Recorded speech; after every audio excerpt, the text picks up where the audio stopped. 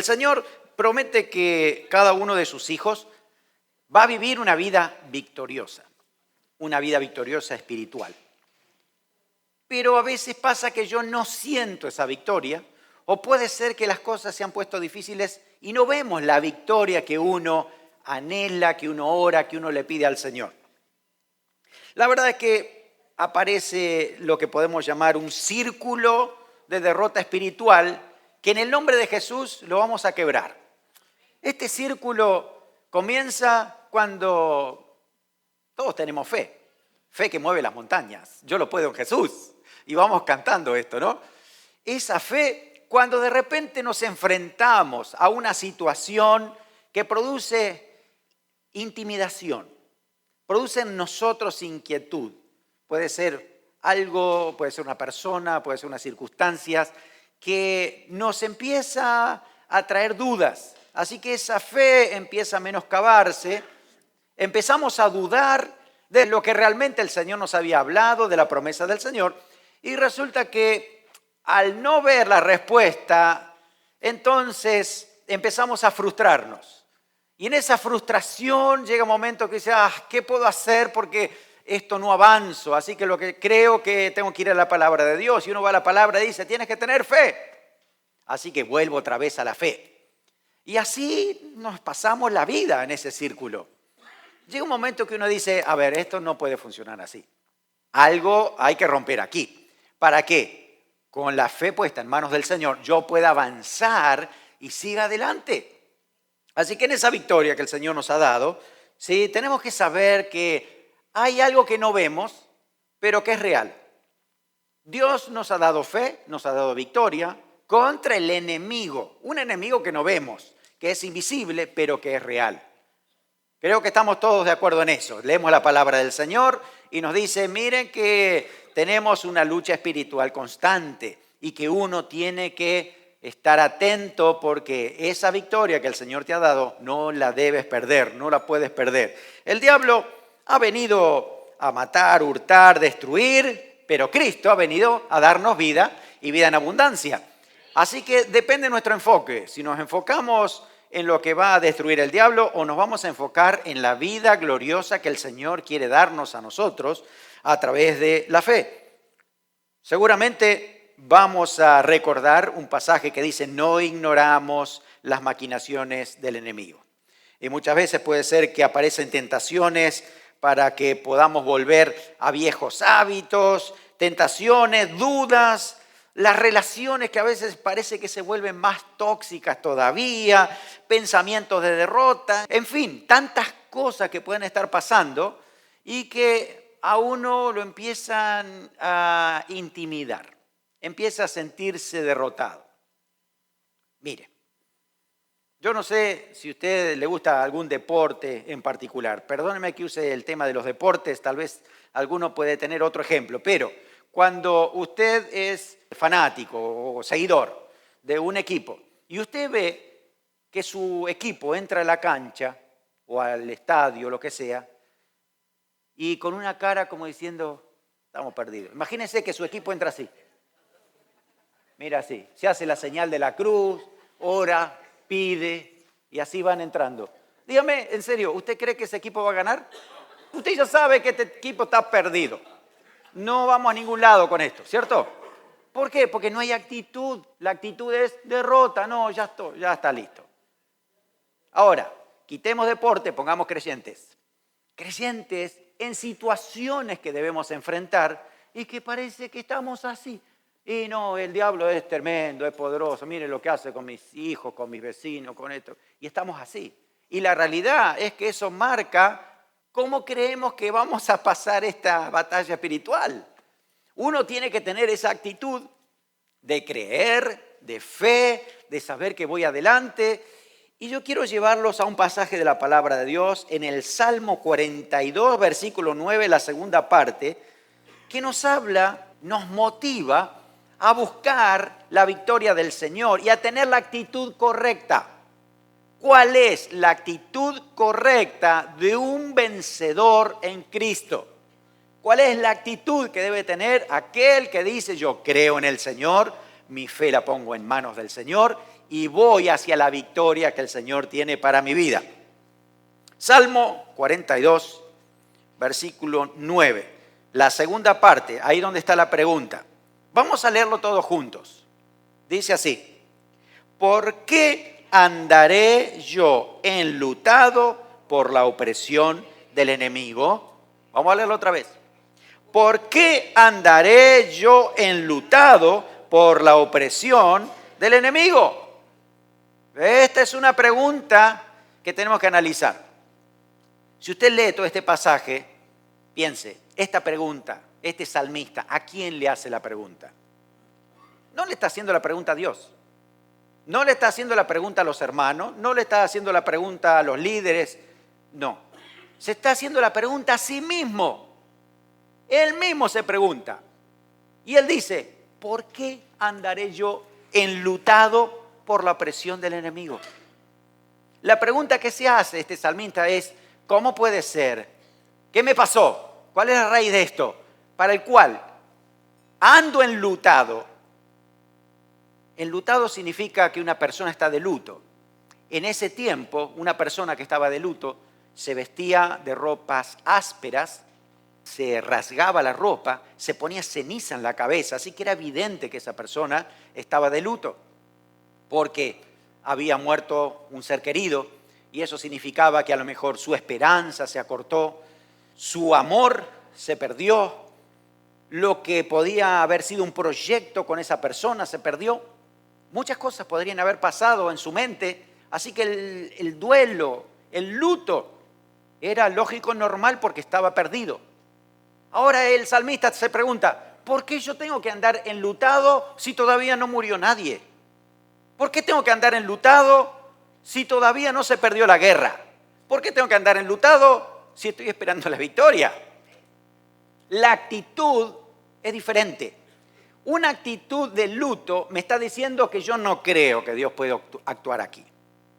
¿Cómo se manifiesta la actitud de luto? Se manifiesta en la cara, se manifiesta en el corazón, se manifiesta con mis nervios, se manifiesta con las palabras que yo digo a otra persona. Hay muchas maneras de saber si estoy enlutado o no. ¿Por qué andaré enlutado por la opresión del enemigo? Tenemos principios para vivir vidas victoriosas en Cristo y romper este círculo de derrota espiritual. En primer lugar, nosotros tenemos que ser conscientes de la realidad espiritual. Observen ustedes que este salmista dice, ¿por qué andaré enlutado yo por la opresión del enemigo? Tenemos que saber exactamente qué puede hacer y no puede hacer el diablo. La Biblia dice, no ignoramos sus maquinaciones, pero tenemos que poner cada cosa en su lugar. Aquí está diciendo que hay opresión, pero no es lo mismo opresión que posesión.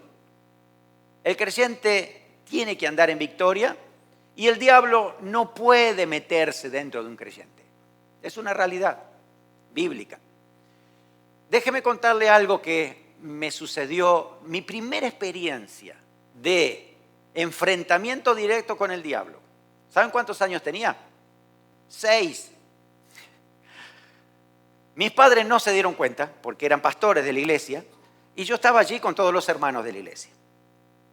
Estábamos un tiempo de oración, buscando al Señor en oración. Y de repente, la esposa del diácono, escuche, la esposa del diácono, muchos años en la iglesia, empieza a transformarse. Sus ojos ponerse bien grandes, su voz se vuelve grave y afónica y empieza a gritar y nadie la podía controlar. Y empieza a gritar que esta persona es mía, dice, yo no la voy a soltar y la tengo en mi poder. Yo estaba ahí y la realidad es que, wow, ¿qué es esto? Y les digo con toda honestidad, era la primera vez que veíamos una persona poseída por el diablo en la vida. Era la primera vez también para la iglesia, era la primera vez para mis padres. Yo tenía 6 años, para mí también. Y la realidad es que esto empezó a hacerse cada vez más complejo, se tomó mucho tiempo. Y ahí estaba la persona poseída por el diablo y haciendo líos y no sabíamos qué hacer. Así que una persona le dice, ¿cómo te llamas? Recordando que Jesús a un endemoniado le dijo cómo se llama. como para ver por dónde empezar. Esta persona le dice, me llamo reverendo, rey reverendito. ¡Wow! ¡Qué cosa rara! ¡Qué orgullo! ¡Qué reverencia! ¡Qué diablo inmundo! ¿No? Y empezamos a reprender y echar fuera. Y la persona estaba ahí, no quiero salir y qué sé yo. Otra persona flaquita dice, yo soy Jesús, yo lo voy a vencer. Y va y se empezaron a pegar a piña, en serio. Box. Y terminó ahí tirados, ¿no? Tampoco sirvió. Hasta que nos enfocamos todos a orar en el nombre de Jesús. Este demonio se tiene que ir de esta persona. Así que orando y tomando mucho tiempo, al fin esta persona dice que ella gritó, no habíamos escuchado nosotros que haya gritado, pero ella dice gritó y algo se le salió y ahí quedó libre, ¿no? Bueno, gracias al Señor por esa victoria y lo que Dios había hecho, pero la inquietud es, ¿cómo puede ser si era una persona que estaba en la iglesia, una cristiana, ¿no? Que el diablo le haya tomado así. Ay, hasta se nos empezó a mover la teología.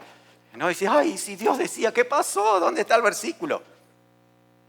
Después, con el poquito tiempo, empezamos a investigar y nos dimos cuenta que esta santa hermana tiraba las cartas, el tarot en su casa. Y ella dice, yo no puedo profetizar en la iglesia, pero en mi casa sí. Así que los que quieren una profecía vayan a la casa. Profeta sabe de dónde, ¿no? Así que esta persona pasó años en la iglesia disfrazada, pero realmente tenía ahí demonios en su vida. ¿Por qué? Porque no había aceptado a Cristo en su corazón. Estaba en la iglesia, pero eso no significa nada. Ella seguía haciendo su vida, era una curandera, por así decirlo, ¿no? Hasta que realmente se encontró con el Señor y entregó todo eso para que realmente sea libre. Entonces, por eso le digo, la realidad espiritual está. El diablo sabe cómo actuar. Tal vez en algunos los toma como poseídos, ¿no? En algunos pocos, le digo, no todos, ¿no? Pero en otros, el diablo no le conviene hacer eso. Tiene otra estrategia. El diablo prefiere usarlos en los gobiernos, usarlos en instituciones, en situaciones donde puede controlar de otra manera. Es más fácil para el diablo enceguecer a todo el mundo que manifestar demonios. Entonces, por eso, la estrategia del diablo hay que conocerla según lo que está entendiendo la cultura. Por eso, el Dios de este siglo es Satanás, que enceguece. Entonces, cuando uno se enfrenta con una realidad espiritual, tiene que saber que hay opresión. El diablo usa la opresión. ¿Qué significa opresión? Según el diccionario, es fuerte oposición que busca influenciar negativamente pensamientos, comportamiento y espíritu con el fin de provocar destrucción. Es influencia, no es posesión. Nos vamos a encontrar que un creyente puede estar oprimido, pero nunca poseído. Oprimido desde afuera. El diablo puede usar cualquier situación o personas para oprimirnos, para intentar oprimirnos. ¿Cómo trabaja? Con influencia. El diablo siembra pensamientos. El diablo, no sé cómo hace realmente, pero hay personas que por ahí están muy bien y de repente tienen un pensamiento rarísimo. ¿Y qué pasó? ¿Está poseída? No, pero escuchó al diablo un pensamiento y terminó diciendo algo fuera de la voluntad de Dios.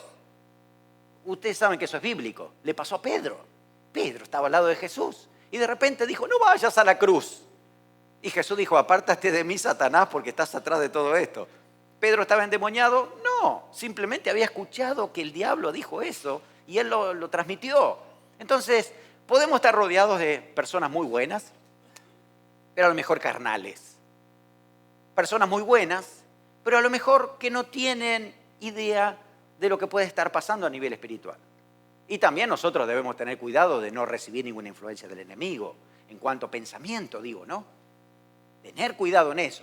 Entonces eso significa que de repente tú comienzas tu día o tu semana con fe, con victoria, porque el Señor quiere hacer algo tremendo contigo, y empiezas a escuchar por allí, tal vez sea alguien de la familia, con alguna influencia del diablo. Tal vez puede ser algún hijo, puede ser un padre, puede ser un pariente, pero cualquier persona pueda recibir una influencia, ¿no? Y transmitirla con palabra. Entonces, mira, tú venías con fe, con autoridad y de repente escuchas algo así. Tienes que empezar a identificar la situación. Tienes que saber qué está pasando en esta realidad espiritual. ¿Qué quiere lograr el diablo con esto? Por eso, identifica si son personas, identifica si es algo en el trabajo, si alguna circunstancia, si el diablo quiere apartarte del trabajo o que no seas luz o quiere tentarte.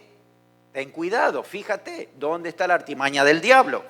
Puede ser inclusive, miren lo que le voy a decir, a través de hermanos de la iglesia. Puede ser que un hermano que no andaba muy bien ese día, escuchó a su carne, o escuchó al diablo, o hizo algo que no era correcto del todo, y a ti te afectó. Y te afectó tanto que a lo mejor, Dios, yo no sé, no, yo mejor con esta iglesia, mira, ¿no? Entonces uno empieza a escuchar al enemigo e ir por otro canal. El diablo es muy astuto y él sabe cómo hacer las cosas para que esas artimañas funcionen. Por eso uno tiene que identificar la situación. Es decir, si hay una opresión, tengo que identificarla, tengo que saber que esto viene de parte del diablo. Efesios capítulo 6, el versículo 12, dice, porque no tenemos lucha contra sangre y carne, sino contra principados, contra potestades, contra los gobernadores de las tinieblas de este siglo, contra huestes espirituales de maldad en las regiones celestes. Es una lucha cuerpo a cuerpo, es una lucha que tenemos diaria y no son con las personas, ¿saben? El rey David lo sabía. El rey David, que también fue salmista y alababa al Señor, él sabía dónde estaban sus enemigos. Pero él sabía también que su peor enemigo era el rey Saúl. El rey Saúl, una persona que había sido ungida de parte de Dios. Que David dice que él iba con su arpa a tocar, a interpretar buena música, para que cuando un demonio estaba apoderándose de Saúl, él tocaba y con su música lo calmaba. Miren ustedes que el pasaje de primera de Samuel capítulo 16 dice que el espíritu de Jehová se apartó de Saúl. Entonces un espíritu malo le atormentó. No estaban los dos juntos, ¿eh? El espíritu de Jehová se fue de Saúl y entonces un espíritu malo lo atormentaba. David sabía eso, él estaba ahí, él sabe de qué se trata.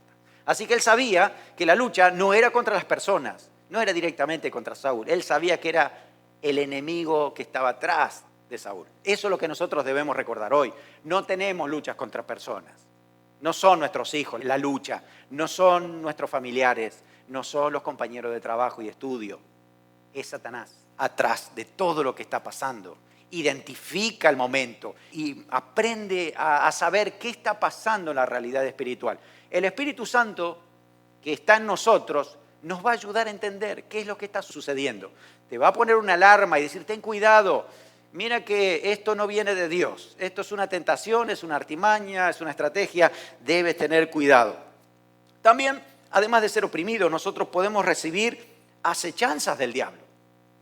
Efesios capítulo 6, versículo 11, dice que tenemos que estar vestidos de la armadura de Dios para que podamos estar firmes contra las acechanzas del diablo. ¿Qué significa esto? Que el diablo está al acecho contra todo cristiano. Al acecho, Pedro dice, como un león rugiente buscando a quien devorar. El acecho es buscar el punto débil. ¿Tú sabes cuáles son tus puntos débiles? Miren, pueden ser muy buenos algunos aspectos de tu vida, por ejemplo, la puntualidad. Yo soy sumamente puntual, pero a veces suceden cosas que no las manejo yo, no lo puedo controlar. Y se me está haciendo tarde, entonces empiezo a poner nervioso. Y digo, tengo que llegar a tiempo. ¿Qué pasó con esto? No sé si a ti te pasa también. Pero la puntualidad, que es muy buena, puede ser una acechanza del diablo para quitarte paz, robarte el gozo, robarte la dirección del Espíritu Santo. Puede ser que tú eres perfeccionista y le pediste a alguien que te haga algo y que lo haga bien, y de repente te lo hizo, pero mal. ¿Cómo te sientes? Pero mejor lo hubiera hecho yo, ¿no? Y nos ponemos mal y el diablo aprovecha y ahí empieza a hacer fiesta. Porque sabe dónde puede tocarnos. Por eso, como el diablo anda al acecho, deja que el Espíritu Santo internamente te dé la voz de precaución, de alerta. Ten cuidado, aquí está el diablo a través de personas que quieren sacarte la fe, que quieren sacarte la paz, quiere robarte esto, ¿no? El fin del diablo es que nosotros sin querer le empecemos a dar el control. Y uno dice, no, yo se lo di al Señor. Sí, claro, le hemos dado la vida al Señor. Pero en los pequeños detalles de nuestra vida, a veces no le damos todo el control al Señor. Y si se lo damos a Satanás, él empieza a ganar ese terreno para ver de qué manera nos puede empezar a perjudicar más. Isaías 51, versículo 23, dice una expresión por el cual nos deja saber qué es lo que quiere lograr el enemigo con sus estrategias, sus artimañas. Dice, tus angustiadores dijeron a tu alma, inclínate y pasaremos por encima de ti. Y tú pusiste tu cuerpo como tierra y como camino para que pasaran. ¿Qué está diciendo? El diablo quiere pisotearte. Lo puede hacer por situaciones, por pensamientos o por personas. No estamos diciendo de ten cuidado que no pisoteen tu orgullo, porque el orgullo está entregado, ¿saben? Y si alguien te pisó el callo, y si alguien te pisó el orgullo, amén, que lo sigan pisando, mejor que desaparezca el orgullo. No, ese es el problema. El problema es cuando empiezan a pisotear tu dignidad de hijo de Dios, tu identidad de hijo. Eso sí tú tienes que levantarte y decir, momento, tengo autoridad del Señor, yo sé quién soy en Cristo, por lo tanto, yo no voy a dejar que pisoteen la obra de Dios en mí. Eso es lo que dice Isaías. Cuidado, no pongas tu cuerpo, no dejes que pasen por encima tuyo. Tienes que tomar autoridad en eso y decir, no, esto yo dejo en claro, hay un límite aquí de entender de que Dios está haciendo la obra en mí, por lo tanto, yo le voy a dar la gloria al Señor, no voy a dejar que sea pisoteado el nombre del Señor. En ese sentido. También la Biblia dice que nosotros podemos tener días malos. Hay días que son raros, complicados. Venías bien o intentaste, o no, a lo mejor ni siquiera te sonó el despertador para orar. Y ya no estás en oración y pensabas que ibas a ayunar y al final te comiste un sándwich. Cuando saliste al trabajo rápido porque no llegabas y te agarraron el trabajo, un problema que no te lo imaginabas y te descolocaron. Días malos, complicados, difíciles.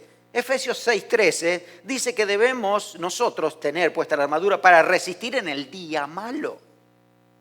Hay días que la batalla espiritual parece más intensa, más aguda, como que aquí donde uno tiene que estar bien controlado por el Espíritu para saber que tenemos que movernos en la dirección espiritual. El conflicto se vuelve duro. También la Biblia dice que nosotros podemos ser atacados con dardos de fuego del maligno.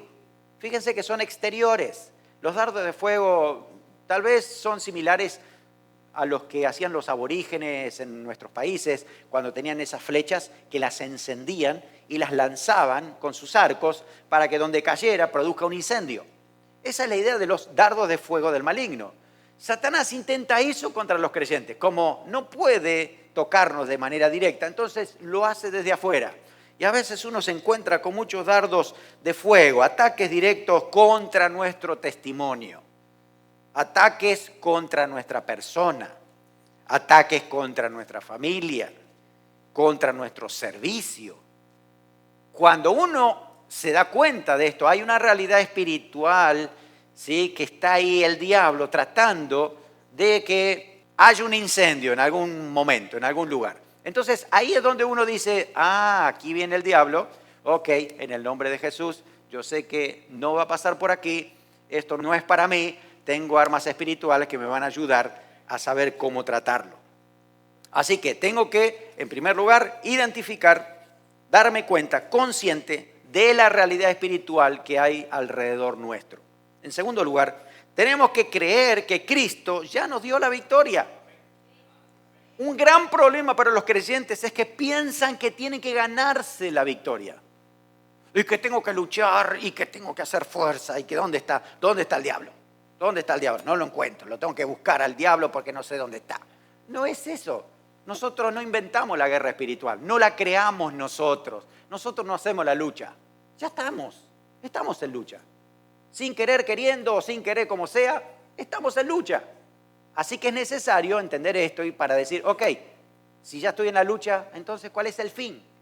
Según la palabra de Dios, es que permanezcamos firmes.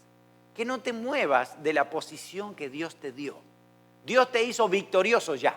Por lo tanto, tienes que aferrarte a esa declaración, aferrarte a esa posición que Dios te ha dado en Cristo. Cristo ya derrotó al diablo. ¿Lo saben cuándo? En la cruz del Calvario. Adán y Eva venían muy bien en la vida hasta que le hicieron caso al diablo a través de la serpiente. Entonces, como le entregaron su voluntad al diablo, el diablo la tomó. Y por eso el mundo estaba bajo el maligno. Y no había forma de cómo de rescatarlo, a menos que alguien tomara posesión, autoridad y muriera. Así lo hizo Jesús, ¿no? Y muere en la cruz del Calvario. Y dice que en la palabra de Dios que el Señor desciende a las partes más profundas de la tierra, donde ahí, según la palabra, está el Seol, donde está el lugar de tormento. Y dice que Él toma autoridad allí.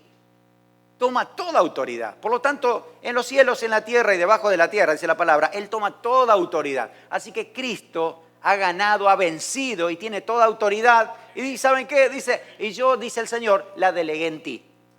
La autoridad que ganó en la cruz del Calvario, la delegó en ti y en mí.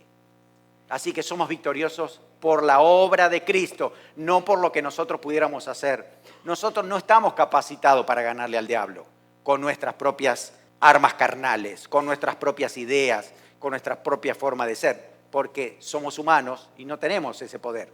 El Espíritu Santo lo hace en nosotros a través de la victoria de Cristo lograda en la cruz del Calvario. Amén. Amén. Colosenses capítulo 2, versículo 13 al 15. Escuche lo que dice. Y a vosotros, estando muertos en pecados y en la incircuncisión de vuestra carne, os dio vida juntamente con Él, perdonándoos todos los pecados, anulando el acta de los decretos que había contra nosotros, que nos era contraria, quitándola del medio y clavándola en la cruz. Y despojando a los principados y a las potestades, los exhibió públicamente, triunfando sobre ellos en la cruz. Esta declaración, hermanos, tiene que estar en nuestra vida permanentemente.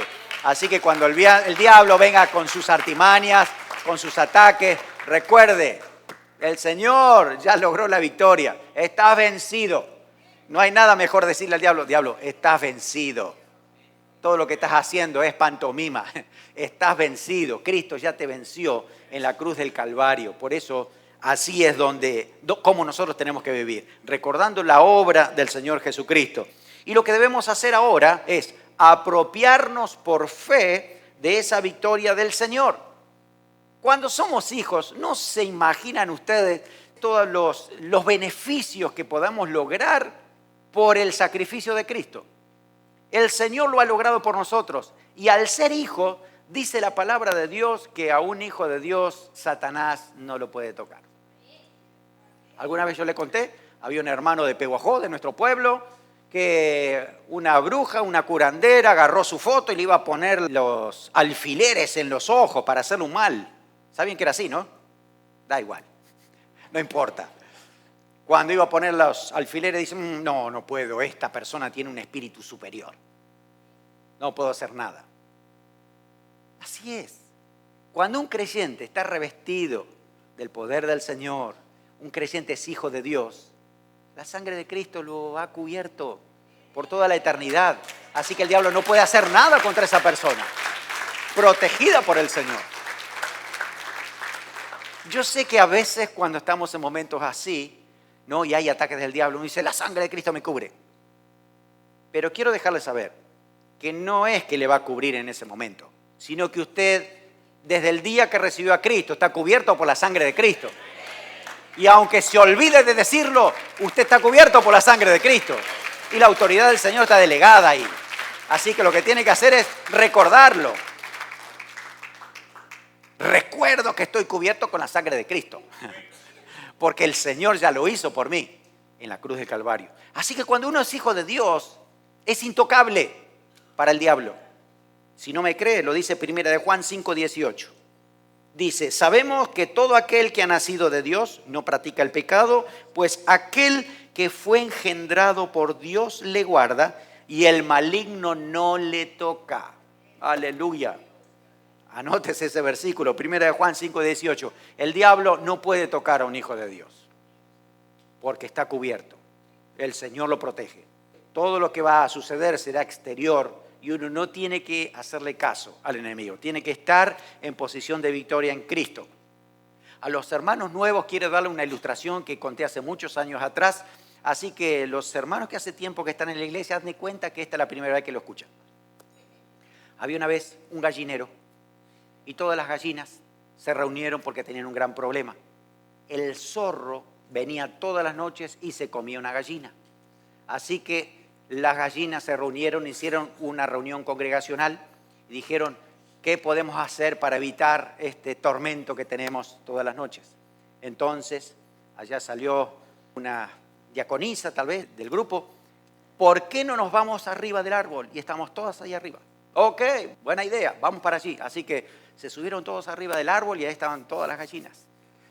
A la noche aparece el zorro y una gallina empezó a ver y a mirar y dice, yo no sé si esto nos va a servir, ¿qué estará haciendo el zorro? Y el zorro miraba y dice, están todas las gallinas arriba, yo no puedo hacer nada así. Entonces el zorro no sabía qué hacer, empezó a dar vuelta alrededor del árbol, dar vueltas. Y la gallina se puso a mirar al zorro. Empezó a mirar a la gallina, mirar, se mareó y se cayó.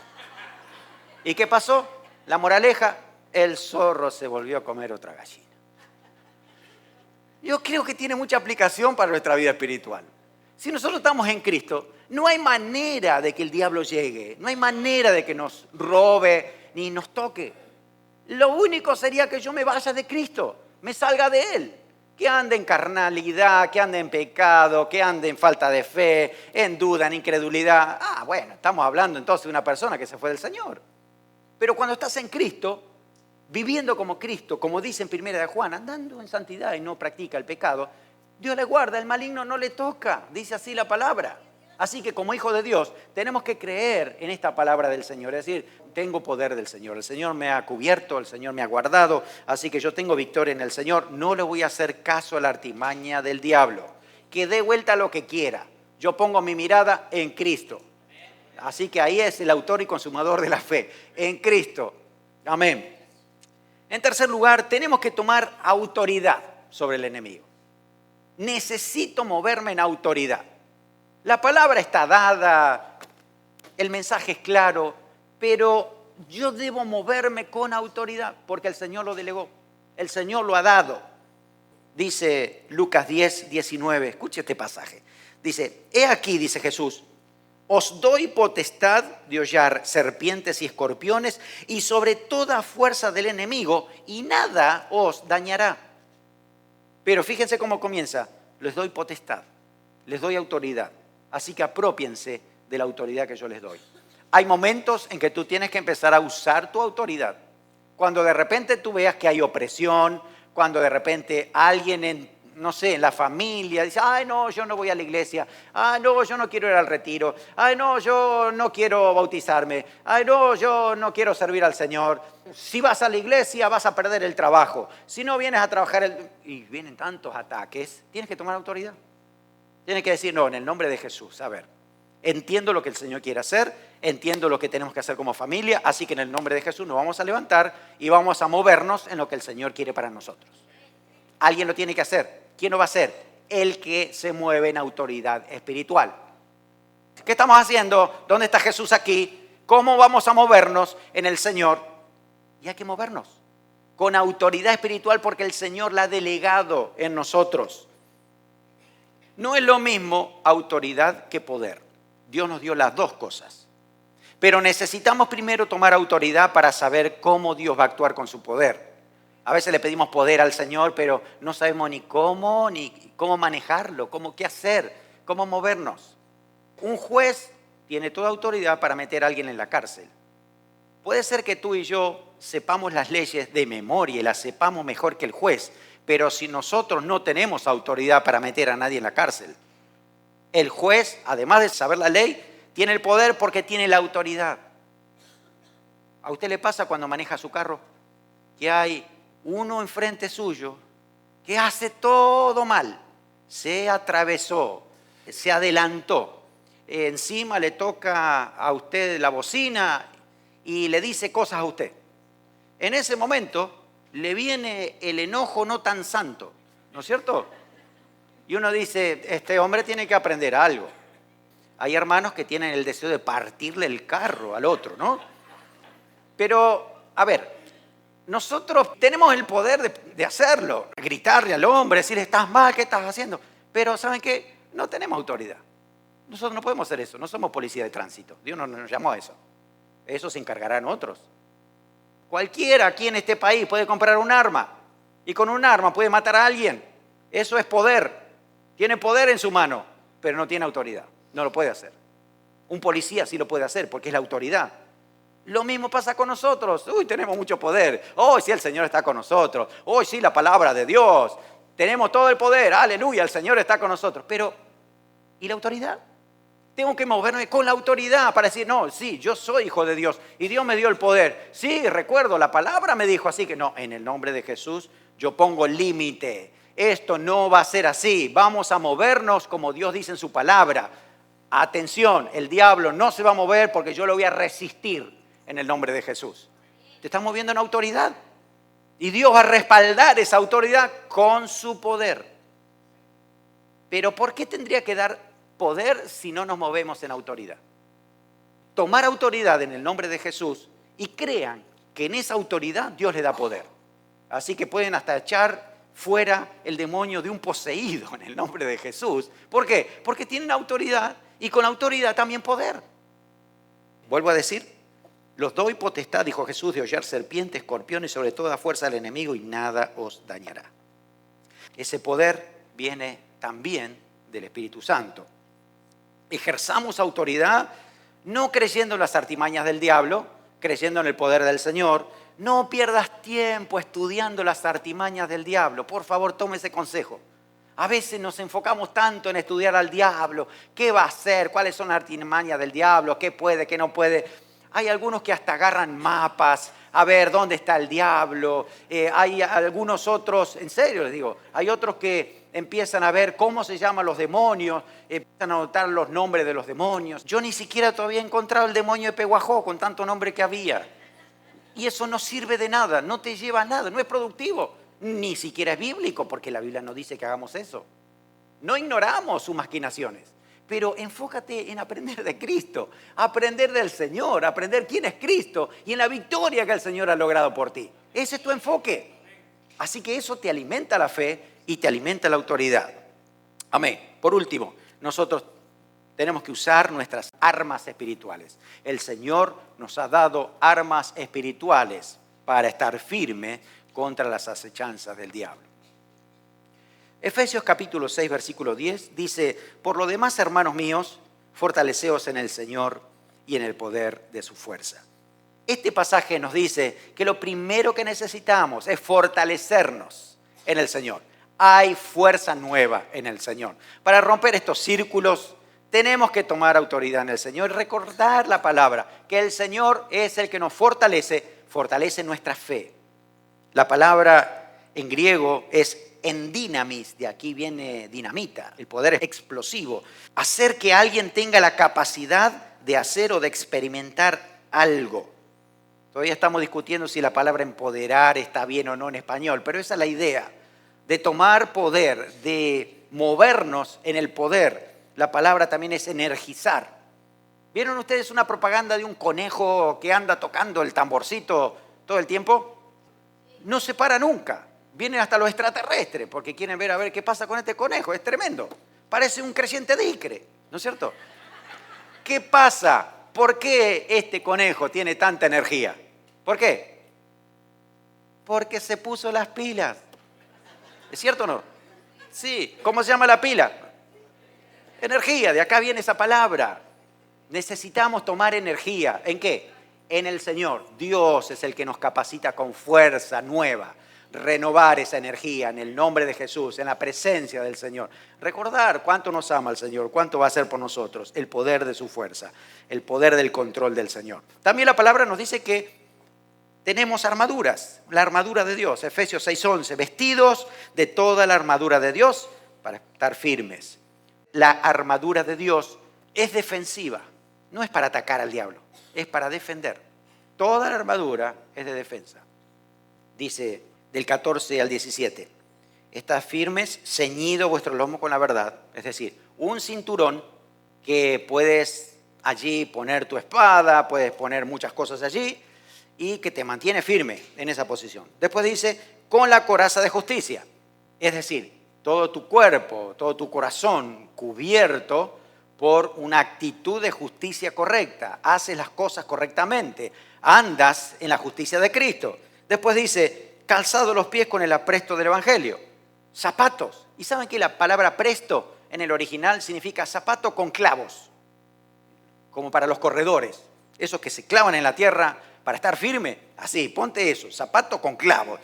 Apresto del Evangelio de la paz. La paz del Señor gobierna nuestra vida y nos da esa posición de firmeza, donde me quedo plantado porque yo sé que el Señor me ha dado paz. Allí está la oportunidad para permanecer firme. También dice tomar el escudo de la fe. El escudo no era el chiquitito, es el escudo grande, esos cuadrados grandes que protegen todo el cuerpo. Por eso la fe lo que hace es proteger tu posición, levantar tu escudo por fe para apagar todos los dardos de fuego del maligno. Así que cualquier opresión, cualquier situación que venga a tu vida, tú dices, yo tengo fe en el sacrificio de Cristo, en la obra de Cristo y en la autoridad que el Señor me dio. Tu escudo de la fe está ahí firme contra cualquier artimaña del enemigo. También dice, tomad el yelmo de la salvación, el casco. También es de protección de tu cabeza, tus pensamientos, protegidos por la palabra de Cristo, por la obra de Cristo en tu vida. Y por último dice, toma la espada del Espíritu. Algunos piensan que es una espada larga para ir a atacar. No. En el original es una espada cortita, más bien es un cuchillo, para defensa personal, es decir, batalla cuerpo a cuerpo, pero es para defenderte más bien, no es para atacar. Fíjense que toda la armadura es para mantener la posición de firmeza que Dios logró por ti. Todas las armaduras que aparecen en la Biblia para un creyente, ¿sí?, son espirituales. Es para tomar autoridad y moverte y saber que Cristo lo logró por ti. Has recibido a Cristo en tu corazón, el Espíritu Santo está en ti, tienes autoridad, tienes poder, estás cubierto por el Señor, así que muévete en la autoridad que el Señor te ha dado. También tenemos que usar de discernimiento espiritual en todo momento. Primera de Juan 4:1 dice, amados, no creáis a todo espíritu, sino probad los espíritus si son de Dios, porque muchos falsos profetas han salido por el mundo. Nos recuerda la palabra de que no todos los espíritus de las personas son de Dios, otros son del diablo, otros son carnales. ¿Cómo sabemos la diferencia? Por el Espíritu Santo. No hay otra manera. El Espíritu Santo es que te va a decir con discernimiento qué es lo que está sucediendo aquí. ¿Con qué espíritu viene una persona? Realmente necesitamos renovarnos en el poder del Espíritu Santo para actuar. Y por último, Efesios 6:18 dice, orando en todo tiempo, con toda oración y súplica en el Espíritu, velando en ello con toda perseverancia y súplica por todos los santos. Es una oración que persevera, una oración que intercede por otros, es una oración constante y sin cesar. Es lo que nos recuerda. La oración es conectados con el Señor permanentemente para que el Señor nos recuerde la victoria que el Señor ya ha logrado por nosotros. Hermano, tienes que creer que el diablo está derrotado.